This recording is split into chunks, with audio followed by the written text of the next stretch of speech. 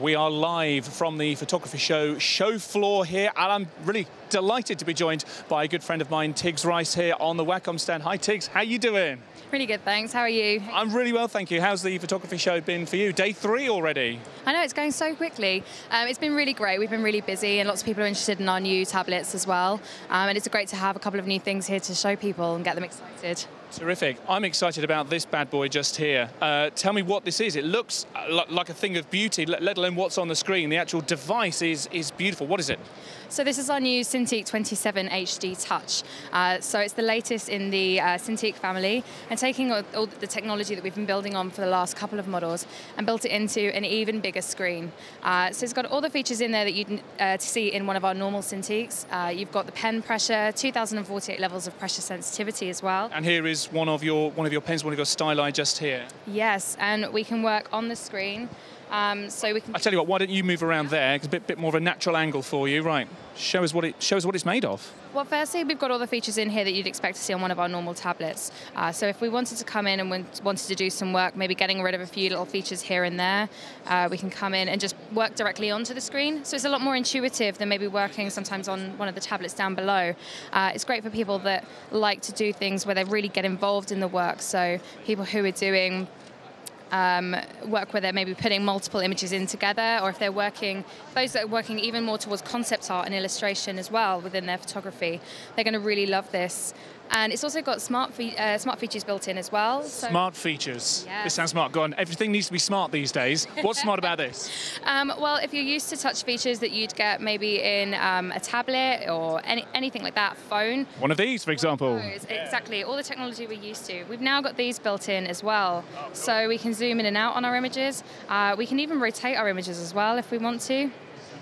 So we can get in there and get the lines, especially if you're doing drawings here and there and you want to get different angles. I guess that's one of the things about what Wacom does, is that, rather than using a mouse, something which actually feels quite unnatural. As an artist, you're used to using a pen, you're used to being a little bit more kind of hands-on with your images, and that's exactly what you're able to do here in various ways. Yeah, and being able to get really into the image, just be able to zoom in and out, saves time. You're spending less time going through on your shortcut buttons. You see, we haven't even got a keyboard in front of me either. How does that work then? What if you do need to type in some text into this? Oh, well, we do have a keyboard built in as well, so if you need to do any typing, or we do have some ports, or you can use it with your computer with a normal wireless keyboard. Okay, question at this point. That looks like a Mac keyboard. What's actually under the covers here? Because I'm seeing lots of kind of Mac livery here. Yeah, so at the moment this is plugged into a Mac Mini, which we have underneath the desk here. But you can plug this into PC, Mac, Linux, whatever you've got. It will work with anything. So yeah, it's a pretty great piece of kit. And we've also got this remote control, which has all my shortcuts built in as well. So if I need to do something like, if I need the spacebar key so I can pan around my image, or if I want to choose my Alt key so I can choose my target source, they're all built in here. And I can have one set of shortcuts per application. So one for Photoshop, one for Lightroom, Final Cut, whatever I'm using at the time. Wow. Yeah, so it's not just strictly for Photoshop. There are other far more applications that you can use this for as well. Really excited by this. 27 inches.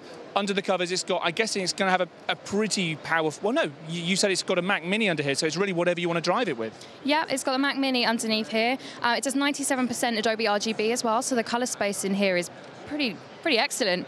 And also, if you've had a look at the older models, it's significantly lighter and smaller, so everything's more compact. It used to take 2 of us to lift one of these, and now I can pretty much lift this on my own and run away with it if I want to later. So yeah, it's a really great piece of kit. Excellent. Now, as a working photographer, kind of somewhat in this style of work, is this one of your pictures?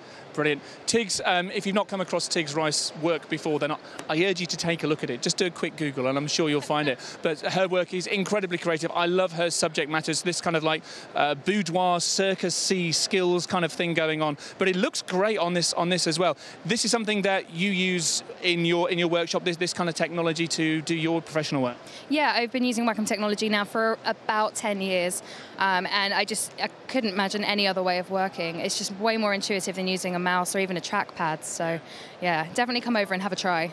Terrific. And something else that you guys have got as well is a new Cintiq Companion 2, I think I'm right in saying. Hopefully, if we get time, we'll come and have a look at that either later today or tomorrow. But no, very excited about the Wacom range here. Tigz, thank you so much for showing this to us right now. Have a great day. Thank you. Thanks for having me.